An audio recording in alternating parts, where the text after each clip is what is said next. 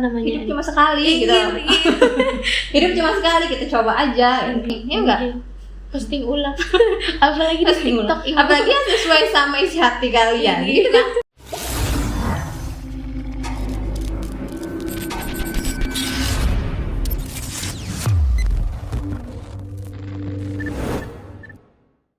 Assalamualaikum warahmatullahi wabarakatuh.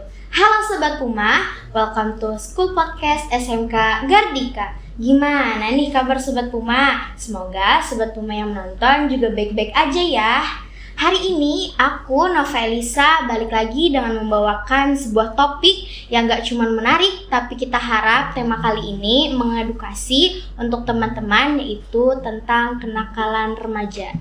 Di sini aku nggak sendirian guys, aku bersama guru kita, guru kesiswaan dari SMK Garuda Mahardika, yaitu Ibu Sairunasya. Hai Ibu. Iya. Jadi Ibu di sini, kalau boleh tahu kita berbincang sedikit nih Bu. Oke. Kita Ibu nih, udah berapa lama menjabat jadi guru kesiswaan? Kalau berapa lama? Mungkin kalau Ibu gabung di SMK Garuda Mahardika sejak 2015. 2015 Ibu gabung di sini, kemudian jadi guru biasa aja dulu, guru ngajar kimia, fisika, IPA, dulu sih sampai sekarang. Kan Ibu tetap ngajar 3 mapel tadi ditambah mapel-mapel jurusannya juga. Kalau jadi kesiswaan mungkin dari 2019 kayaknya. 2019. Sejak kepala sekolahnya Pak Abdurrahman. Cukup lama ya Ibu. Lumayan lah. 2019, 20, 21, 22, 23. 4 tahun. Wah, mantap. Dari penglihatan Ibu nih, gimana siswa-siswanya sekarang Bu? Kalau secara umum ya, kalau SMK Garuda Mahardika ya namanya anak-anak, sebenarnya kayak gitu sih, kenakalan mereka ya pasti dari zaman ke zaman ya kayak gitu aja, terus terulang hal-hal yang sama. Dari segi mungkin kalau yang lebih banyak laki-laki yang agak sulit nih biasanya, kayak dia bolos, nggak masuk apa dan sebagainya. Ya kayak gitu aja. Alhamdulillah kenakalan yang pernah Ibu temui nggak pernah yang lebih parah dari itu, dan jangan sampai ya. Semoga jangan sampai kejadian di SMK Garuda Mahardika gitu. Amin. Kita semua pasti tidak sepenuhnya mengetahui apa itu kenakalan remaja. Jadi menurut Ibu sendiri, apa sih kenakalan remaja itu? Kalau menurut Ibu pribadi ya, kalau kenakalan remaja itu sebenarnya perbuatan anak remaja yang melanggar nilai dan norma sosial yang ada di masyarakat. Jadi kalau kita berdasarkan WHO mungkin, kalau usia remaja itu berarti bisa dilihat dari usia kalian 12 tahun sampai nanti di 24 tahun. 24 tahun itu tapi kalau yang belum menikah. Tapi kalau sudah menikah mungkin sudah dianggap bukan remaja lagi. Jadi rentang usia segitu, perbuatan-perbuatan atau kenakalan-kenakalan yang melanggar nilai dan norma sosial itu mungkin yang disebut sebagai kenakalan remaja. Jadi kalau di pikiran Ibu, wajar nggak sih anak remaja itu nakal? Sangat wajar sebenarnya. Kenapa sangat wajar? Kalau kita lihat dari mungkin nanti ada mengenai faktor ya, faktor utama yang menyebabkan anak-anak remaja itu melakukan kenakalan-kenakalan, sebenarnya ada faktor utamanya. Mereka itu sebenarnya kekurangan perhatian. Mungkin ada kebutuhan mereka yang tidak terpenuhi. Dari segi perhatian misalnya. Perhatian ini bisa banyak ya, dari orang tua, dari lingkungan sekitar, kurang perhatian dari teman-teman juga bisa menjadi salah satu penyebab. Selain kurangnya perhatian juga dari lingkungan, faktor lingkungan ya. Faktor lingkungan itu juga memberikan dampak yang besar. Mereka kebutuhan akan perhatian, pendidikan, kemudian pengajaran itu yang menyebabkan mereka mungkin melakukan hal-hal yang di luar nilai dan norma sosial tadi. Itu sih sebenarnya. Ya. Baik, pengertian dari kenakalan remaja sekarang Saya punya pertanyaan lagi nih Bu, lumayan banyak ya, jadi semoga Ibu bisa menjawab dengan sebisa Ibu lah. Oke. Pertanyaan pertama, apa yang menjadi penyebab utama kenakalan remaja? Seperti yang bilang tadi ya, penyebab utama sebenarnya mereka memiliki kebutuhan. Anak-anak remaja itu punya kebutuhannya masing-masing. Setiap rentang usia itu punya kebutuhan yang berbeda. Kalian waktu anak-anak kebutuhannya beda. Ketika usia remaja kebutuhannya beda lagi. Kalau udah melewati usia remaja, usia dewasa juga beda kebutuhan. Ketika kebutuhan itu tidak terpenuhi, itu yang menjadi penyebab utama anak-anak itu melakukan pelanggaran-pelanggaran tadi. Jadi kata Ibu, kebutuhan yang pertama kan perhatian. Ya. Karena kebanyakan anak-anak yang melakukan pelanggaran sebenarnya mereka cari perhatian. Pernah nggak dengar istilah kayak gitu ya? Anak itu nakal karena memang dia cari perhatian. Entah dia kekurangan perhatian dari orang tua yang terlalu sibuk. Terlalu sibuk dia nggak memperhatikan lagi anaknya ngapain nih, anak aku di rumah ngapain, habis pulang sekolah ngapain, kegiatannya apa aja, temannya siapa aja. Itu juga harus dipantau sama orang tua. Jadi kurangnya perhatian dari orang tua. Kebutuhan akan perhatian mereka tuh nggak ada, tidak terpenuhi gitu. Jadi mereka haus akan perhatian dari orang tua, dari lingkungannya, dari teman-temannya. Mereka biasa terabaikan gitu. Apa yang mereka lakukan? Mereka membuat ulah atau bikin sesuatu yang kira-kira bisa mengundang perhatian orang nih. Oh, orang tuh jadi terfokus ke dia kalau dia melakukan itu, karena dia memang ya pengen narik perhatian orang tua. Entah orang tua yang sibuk dengan pekerjaan, ada juga yang sibuk dengan permasalahan diri orang tua sendiri. Kan orang tua itu kompleks ya masalahnya. Orang-orang tua kalian juga di rumah pasti mungkin punya masalah yang kompleks, nggak terperhatikan lagi anaknya. Apalagi anaknya nggak cuma satu, anaknya 4 atau 5, itu tambah nggak bisa lagi mengontrol anak-anaknya. Pertama mungkin itu kebutuhan akan perhatiannya yang tidak terpenuhi. Kemudian kebutuhan pendidikan dan pengajaran. Kenapa di Indonesia kita wajib belajarnya 12 tahun? Jadi karena memang kita bisa melihat ya perbedaan anak-anak yang terpelajar, kemudian anak-anak yang mungkin kurang terpelajar dalam hal ini dia tidak bisa atau tidak mampu untuk bersekolah. Pasti beda perilaku. Ada nggak punya teman yang nggak sekolah atau apa? Mungkin agak sedikit berbeda dengan kita anak-anak yang memang dari kecil kita sekolah. Dari sekolah kita udah diajarkan dari kecil nilai-nilai seperti ini yang boleh dan tidak boleh. Di sekolah juga diajarkan hal seperti itu. Jadi itu mungkin kebutuhan akan perhatian tadi yang pertama, kebutuhan akan pendidikan dan pengajaran. Di sekolah makanya ada istilah guru itu nggak hanya mendidik, tapi juga harus memberikan nilai-nilai. Dia nggak cuma mendidik masalah kayak ibu misalnya, nggak cuma ngajar tentang kimia, fisika. Tapi kenapa disebut sebagai pendidik? Karena memang kita juga harus mendidik karakter anak-anak sekarang. Nggak cuma Nafa misalnya harus bisa matematika, harus bisa kimia dan sebagainya, tapi juga harus punya gimana nih supaya anak ini punya adab yang baik. Gimana supaya anak-anak terhindar dari kegiatan-kegiatan atau perbuatan-perbuatan yang memang merugikan dirinya sendiri, orang tua, dan masyarakat. Mungkin itu penyebab utamanya ya. Jadi mereka kebutuhan di usianya memang tidak terpenuhi. Itu biasanya menyebabkan kenakalan-kenakalan pada remaja itu. Penyebab utamanya. Walaupun banyak faktor-faktor lainnya ya banyak lah kalau kita telusuri ya, dari keluarga, lingkungan, kemudian kondisi ekonomi. Kondisi ekonomi juga mempengaruhi kan. Kemudian apalagi zaman sekarang itu media sosial. Kalian pasti sangat erat ya sama media sosial, punya handphone dan sebagainya. Kalau sekarang tuh gampang sekali mengakses media sosial. Tuh, mungkin salah satu penyebabnya juga, di samping penyebab yang tadi, penyebab utama yang kebutuhannya memang nggak terpenuhi di usia remaja itu. Gitu, apalagi usia remaja itu kan usia dimana kalian banyak bingungnya, ya enggak? Bingung, kalau nggak punya tujuan tuh pasti bingung. Nah, usia remaja ini kalian usia bingung nih, aku mau kemana, aku mau jadi apa, aku harus ngapain gitu. Kalau usia anak-anak kan rentang antara 2 sampai 11 tahun, mungkin kalian lagi asik-asiknya main. Kalau setelah itu Mau main, kalau cewek main masak-masakan, main berbian nggak mungkin lagi seumur remaja kan. Kalau yang cowok misalnya main mobil-mobilan, nggak mungkin main mobil-mobilan di jalan. Itu mereka lagi bingung nih, usia remaja ini lagi bingung mereka harus ngapain, mereka harus apa, yang benar gimana, yang salah gimana, banyak coba-cobanya. Berarti apa ya, pendidikan dan ajaran dari orang tua itu penting banget. Ya. Karena memang rumah itu pondasi. Jadi rumah itu pondasi, gimana dia akan menentukan gimana anak itu tumbuhnya nanti. Semua orang punya rumah kan, tapi nggak semua rumah itu ramah. Iya.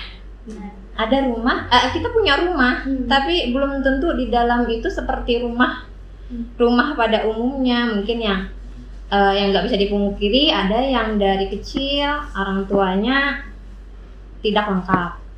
Entah itu broken home atau mungkin memang ditinggal orang tua sejak kecil, ayah atau ibu ditinggalnya meninggal mungkin kayak gitu. Ya semua orang punya rumah, tapi nggak semua rumah itu ramah buat anak-anak. Terima kasih Ibu. Kita lanjut ke pertanyaan kedua, boleh? Bagaimana cara mencegah kenakalan remaja? Mencegah kenakalan remaja itu sebenarnya ada 4 benteng penting ya di dalam diri kita itu. Ada 4 benteng yang kalau 4 benteng ini semuanya kokoh, semuanya kita punya dan kokoh, insya Allah kita pasti terhindar dari namanya kenakalan remaja. Kalau cara mencegahnya yaitu yang pertama, dari benteng pertama dulu kita kuati. Benteng pertama ini namanya self control atau kontrol diri. Yang bisa self control adalah diri kita sendiri. Yang bisa mengontrol diri kita kan diri kita sendiri. Jadi self control dulu. Gimana kita menyikapi suatu keadaan. Misalnya nih, kalian di pertemanan pasti pernah dong kayak mungkin ketemu teman baru atau ketemu teman yang sudah juga nih. Terus diajakin, kita ngerokok yuk. Nggak ngerokok nggak keren gitu kan. Misalnya ada aja orang tuh yang ngomongnya kayak gitu. Ya netizen di luar sana kan biasanya ngomong aja apa kalau nggak keren, ayo empat kalau masa kayak itu aja keren ikum di rumah aja. Biasanya kayak gitu. Kalau usia remaja itu sebagian besar mungkin hampir 80% pasti terdorong dong, iyalah umpat aja gin daripada disambati kawan kada keren, supan kan ya, nanti malu gitu. Itu self control yang pertama itu dulu kita kuati. Kita harus tahu dulu nih self controlnya pengendalian diri. Kita harus tahu itu baik, itu nggak baik. Tapi di mata kalian, biasanya di mata usia remaja itu hitam dan putih itu jadinya abu-abu. Kalian belum bisa membedakan nih hitam dan putih secara jelas. Itu yang menyebabkan kalian tuh biasanya kehilangan atau lost control, kehilangan kontrol, kan nggak bisa mengendalikan diri dari segi emosi. Ya, ada yang emosian ya, biasanya kalau sedikit-dikit senggol-senggolan atau di jalan itu senggol kalau bacok kayak istilahnya sekarang.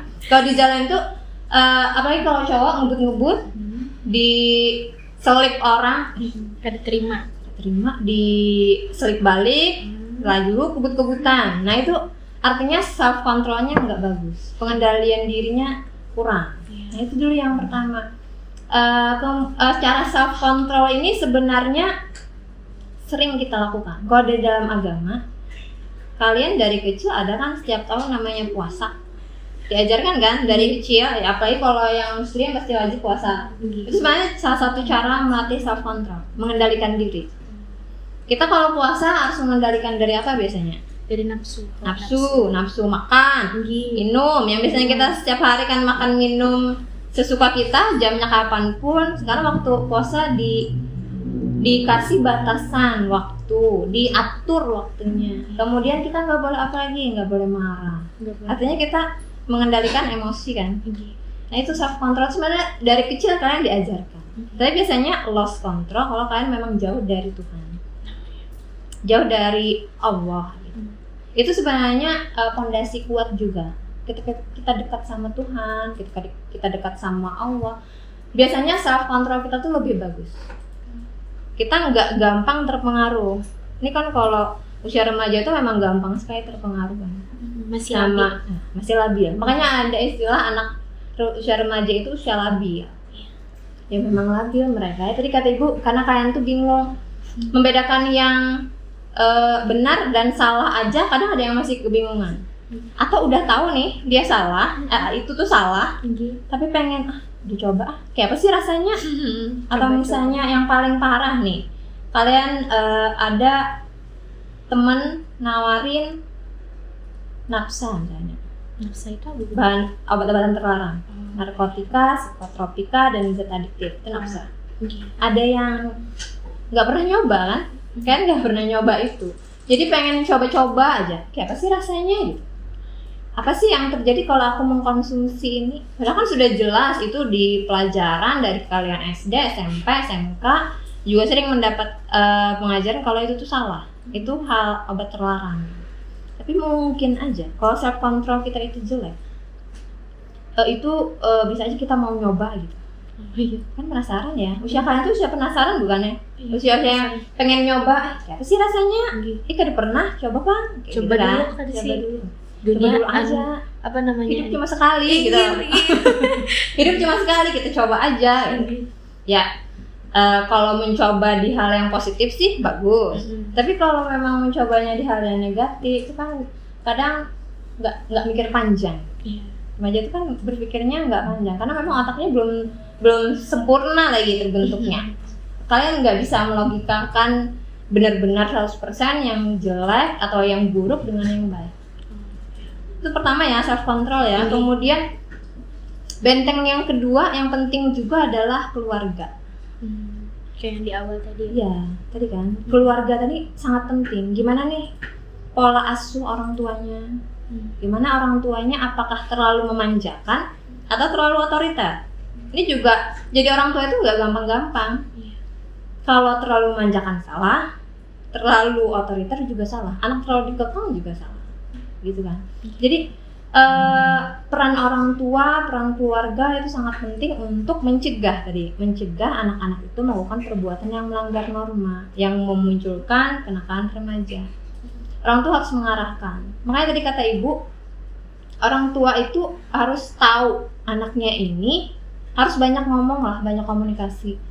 Sedangkan anak zaman sekarang tuh sedikit banget komunikasi sama orang tua. Miskomunikasi. Biasanya kalau udah sampai rumah, kalian pegang handphone, masuk kamar, orang tuanya datang atau pulang kerja jam 4 sore, sibuk ngurus rumah, kalian di kamar nggak tahu orang tuanya kalian ngapain, kalian lagi sama siapa teleponan atau lagi buka apa, itu orang tua nggak tahu. Kebanyakannya seperti itu sekarang.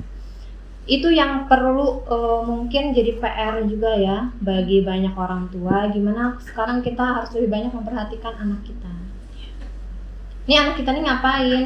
Temennya siapa aja, setelah pulang sekolah kegiatannya tuh ngapain, apa di kamar aja, nonton apa, media sosialnya seperti apa, itu juga harus dipantau sebenarnya. Orang tua tuh harus memantau media sosial anak-anak, anaknya sendiri dulu ya, terutama apa yang diposting dia, karena terkadang kan apa yang kalian rasakan kalian posting, ya enggak? Posting ulang apalagi di TikTok, apalagi yang sesuai sama isi hati kalian gitu kan. Nah sebenarnya itu gampang kan buat orang tua, anakku lagi galau gitu kan, tinggal diomongkan, kenapa nak, ada masalah apa. Tuh anak dan orang tua zaman sekarang tuh jarang terbuka, komunikasinya kurang gitu. Jadi keluarga yang kurang berkomunikasi otomatis hubungannya juga akan semakin renggang. Jarang ngobrol, jarang kumpul-kumpul, semuanya asik dengan handphone masing-masing. Kebanyakan seperti itu. Nah ini cara pencegahannya sebenarnya dari keluarga. Jadi harus banyak diperhatikan anaknya, kegiatannya dikontrol, kemudian temennya siapa aja juga harus diperhatikan. Dia di sekolahnya gimana? Anak ini punya masalah nggak? Punya masalah nggak di sekolah dengan guru-guru, dengan teman dan sebagainya? Apa yang anak butuhkan? Orang tua juga harus tahu. Tapi jangan juga terlalu memanjakan. Kebanyakannya salah asuh ya, terlalu memanjakan bisa juga. Terlalu memanjakan di sini misalnya anak mau apa dikasih, anak mau ini dikasih. Apalagi kalau orang tuanya berada. Anak mau motor dikasih, Anak mau apa, misalnya dia mau jalan kemana-mana dikasih bablas gitu aja.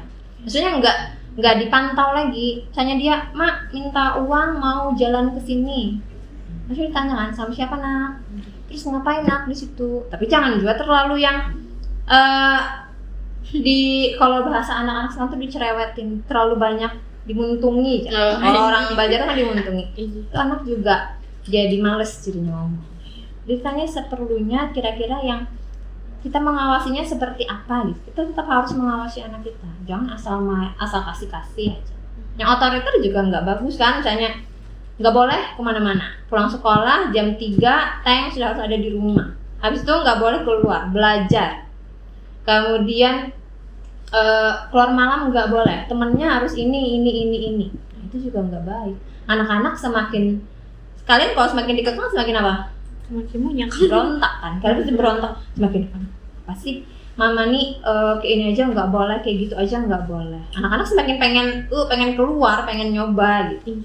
Nah itu makanya harus balance antara kita memang ngasih kebutuhan anak, tapi juga harus kita pantau. Ini harus seimbang dua ini. Kemudian benteng yang ketiga itu sekolah. Sekolah juga salah satu benteng yang penting buat mencegah kenakalan remaja. Makanya kalau di sekolah kan ada namanya guru BK, bimbingan konseling, ada bagian kesiswaan kayak ibu. Ini tugasnya adalah memantau kalian, terus nyediain wadah-wadah kalian buat cerita atau buat berkegiatan. Nih sama kayak gini kan, podcast ini kan salah satu wadah kalian berkegiatan. Daripada kalian nggak ngapa-ngapain atau bingung mau ngapain, yang penting disalurkan dengan kegiatan yang bermanfaat. Itu salah satu mencegahnya juga. Kemudian pesan ibu ya buat anak-anak apalagi SMK Garuda Mahardika, kalau memang kalian ada masalah, kalian benteng kedua kalian ini nggak kokoh, keluarga kalian misalnya banyak loh ya anak-anak di sini yang broken home, kemudian mungkin kehilangan peran orang tua dan sebagainya. Kalian usahakan cerita misalnya ke ibu kah atau ke guru BK. Di sini ada dua, ada Ibu Ros, ada Papa Ade dan sebagainya. Boleh aja cerita ke wali kelas juga ada, ceritakan aja. Selama kami bisa ngasih solusi, kami kasih solusi. Tapi kalau memang kita sama-sama buntu nih, setidaknya kan kalian bisa cerita, ibu bisa mengawasi gitu. Ya monggo kalau mau cerita ke ibu ya ceritakan aja. Sesuatu yang kalian tidak bisa lakukan di rumah misalnya. Bu di rumah Bu Ai kalau ulun cerita sama mama sama bapak nggak didengerin, coba aja karena guru itu kan orang tua kedua kalian di sekolah. Itu salah satu untuk mencegah juga sebenarnya. Kalau komunikasi di rumah dengan orang tua kurang baik, coba dengan guru kalian di sekolah. Coba buka komunikasi kalian, coba terbuka sedikit. Insya Allah nggak akan dibongkar kok aib dan sebagainya. Diceritakan aja. Kemudian di sekolah juga ada yang namanya tata tertib.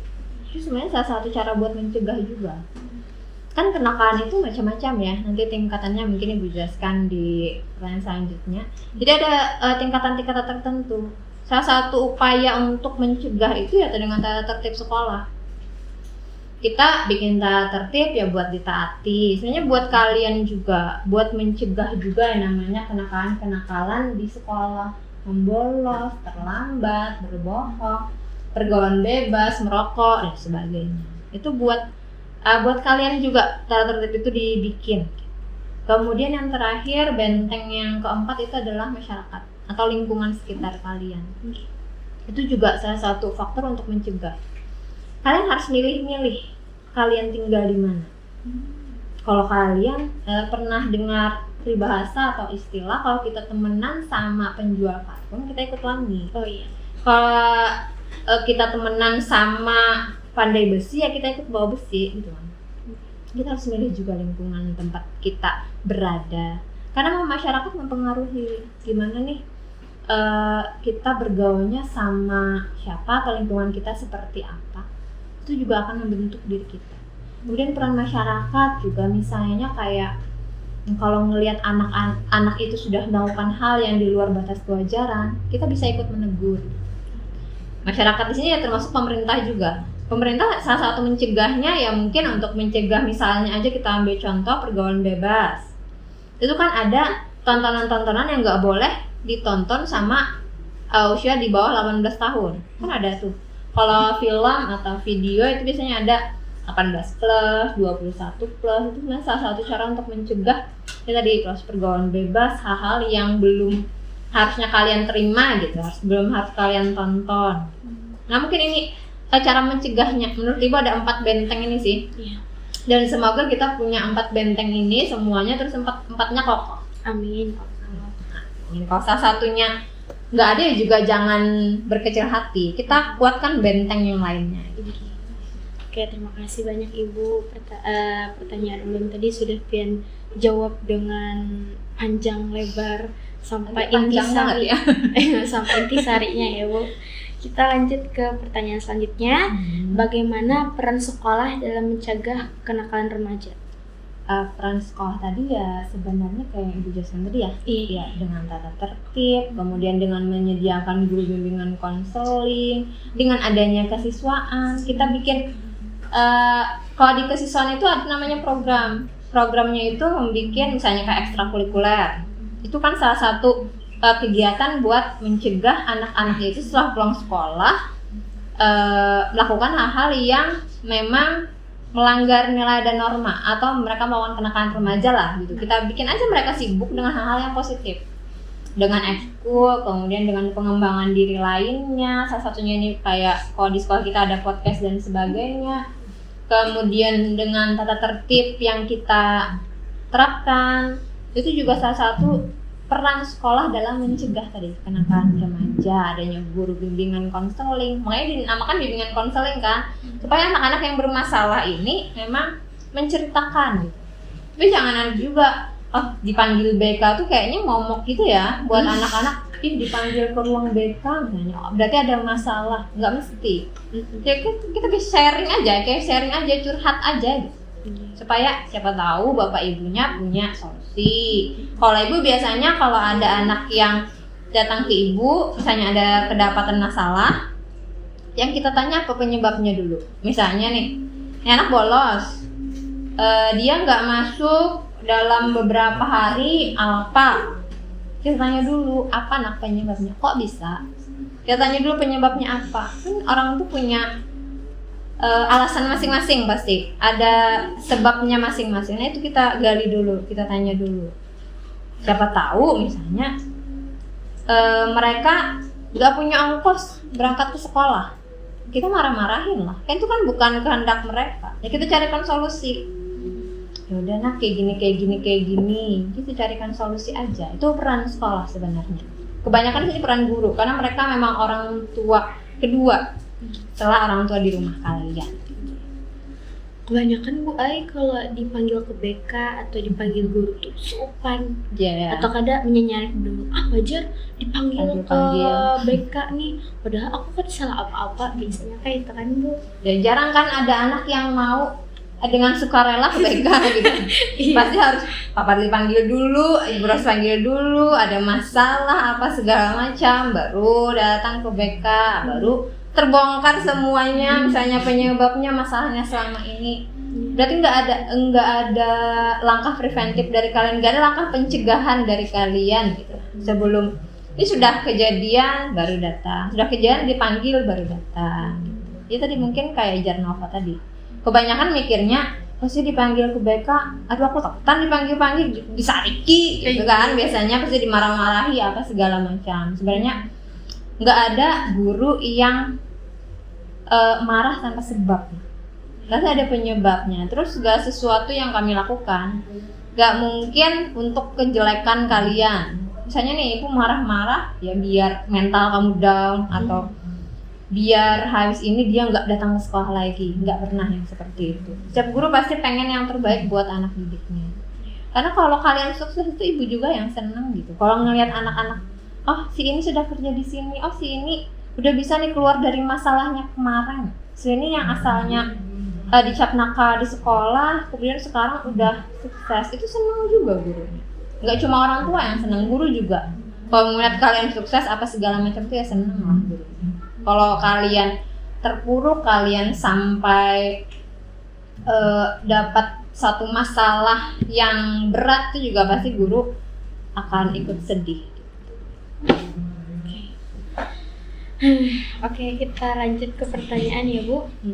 Apa saja contoh kenakalan remaja menurut Pian di sekolahan ini gitu? Kalau sejauh-jauh di sekolahan aja. Kenakalan remaja itu ada tingkatannya. Kenakalan remaja yang paling bawah mungkin kalau di sekolah ya sering bohong, nyontek apa segala macam, itu masuk kenakalan remaja kan. Berbohong artinya dengan jawaban sendiri. Bohong, kemudian misalnya kayak susah disuruh hal yang baik, kayak sholat aja. Sholat tuh harus ya kayak ibu tuh kayak manu anak itik gitu. Harus dianani dulu, ayah sholat apa segala macam. Itu termasuk kenakalan yang di tahapan bawah ya, yang sederhana, yang cuma mungkin kerugiannya ya diri sendiri aja gitu. Terus ada lagi naik tahapan, membolos. Tuh ya, mungkin yang sering membolos, kemudian nggak ada keterangan izin, tiba-tiba adanya di rumah atau adanya di kimol, gitu pernah. Datang ke sekolah enggak, dari rumah izinnya sekolah, terus tiba-tiba ada guru yang ngeliat lagi di kimol pakai baju olahraga sekolah. Nah mungkin itu kenakalan yang dalam tahapan yang sedang aja ya. Merokok juga mungkin bisa dalam tahapan yang sedang. Kalau merokok menggunakan atribut sekolah, nah itu dilarang. Kan biasanya ada aja tuh yang Bu di rumah kan dilarang merokok. Ayah ulun, bapak ulun, papa ulun merokok aja di rumah. Kakak ulun juga merokok. Oke, itu di rumah. Beda karena sekolah punya peraturan yang merokok itu kan nggak baik ya. Merusak diri sendiri. Pertama, yang pastinya. Itu yang menyebabkan sekolah itu punya aturan jangan merokok, dilarang merokok. Nah itu kenakalan yang tahapan sedang. Kalau yang tahapan agak berat, yang sampai harus dikeluarkan dari sekolah, mungkin kayak sejenis pergaulan bebas, hamil misalnya, atau menghamili. Nah itu termasuk ke dalam pelanggaran berat di sekolah. Itu harus nggak ada babi ibu lagi, terpaksa kita keluarkan. Itu mungkin jenis kenakalan yang ada di sekolah ya. Kalau tawuran alhamdulillah nggak pernah.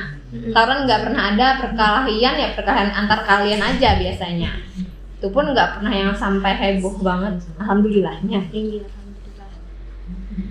Oke Ibu, kada terasa sudah kita di penghujung acara.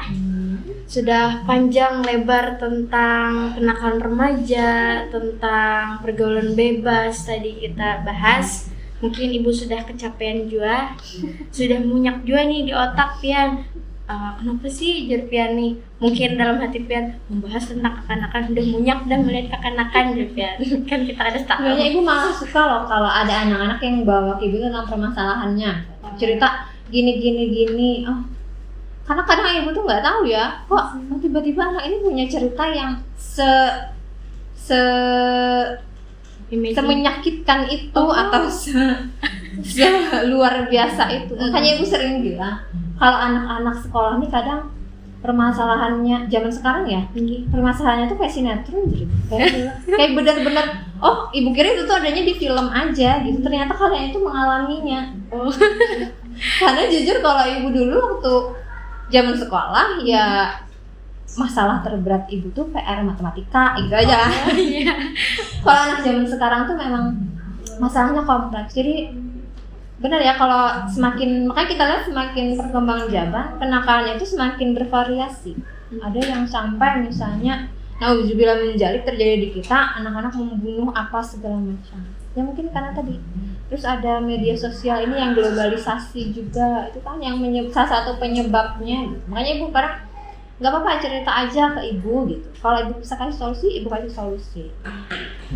Terima kasih banyak Ibu untuk pendapat Pian karena sudah berkenan untuk hadir sebagai narasumber di podcast kali ini. Terima kasih juga atas pendapat-pendapat yang telah Ibu sampaikan. Semoga topik yang kami bawakan atau kita berdua bawakan bisa menjadi inspirasi, motivasi buat Sobat Puma yang menonton. Sampai di sini saja. Saya Nova Elisa dan Ibu Hairunisa. Iya, serta tim podcast Gardika pamit undur diri. Terima kasih, sampai jumpa Sobat Puma di video podcast selanjutnya. Assalamualaikum warahmatullahi wabarakatuh.